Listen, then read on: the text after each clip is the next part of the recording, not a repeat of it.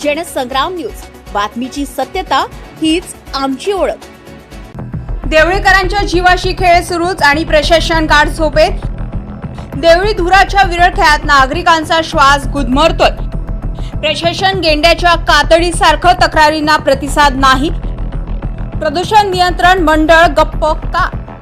देवळी शहरात धुराचे ढग आता केवळ प्रदूषण नाही तर मृत्यूची सावली बनत चालले। एसएमडब्ल्यू कंपनीकडून होत असलेल्या धुराच्या प्रचंड प्रदूषणामुळे नागरिक हैराण झाले। अनेकदा मोर्चे, आंदोलने, जन आक्रोश उसळलाय, पण प्रशासनावर त्याचा काहीच परिणाम नाही। नागरिकांचा संताप आता टोकाला पोहोचलाय। प्रशासन गेंड्याच्या कातडीसारखं झालं आहे का, असा संतप्त सवाल नागरिक विचारत आहेत। कारण इतक्या तक्रारी, इतकी आंदोलने, तरीही एसएमडब्ल्यू कंपनीवर कारवाई शून्य। दररोज श्वास घेणं कठीण होत आहे। लहान मुलांपासून वृद्धांपर्यंत अनेकांना दमा, फुफ्फुसांचे गंभीर आजार जडत आहे। शेतीवर अनिष्ट परिणाम होत आहे।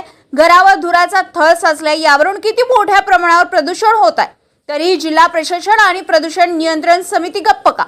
यामागे कुणाचा वरदा असता आहे? स्थानिक लोकप्रतिनिधी शांत का आहेत? अधिकारी, कंपनी आणि लोकप्रतिनिधी यांचं साटेलोट आहे का, असा थेट आरोप आता नागरिक करत आहे। कर्तव्यदक्ष आमदार राजेश बकाणे नागरिकांच्या आरोग्याचा प्रश्न, एसएमडब्ल्यू कंपनीवर कारवाईची मागणी विधानसभेत का उपस्थित करत नाही, असा सवाल आता नागरिक करत आहे।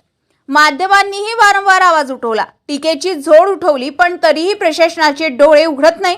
देवळीतील हा धूर फक्त आकाश काळं करत नाही, तो नागरिकांच्या आयुष्यावर काळी छाया टाकतोय। आता मोठा प्रश्न, प्रशासन कधी जागं होणार? नागरिकांना स्वच्छ हवा कधी मिळणार?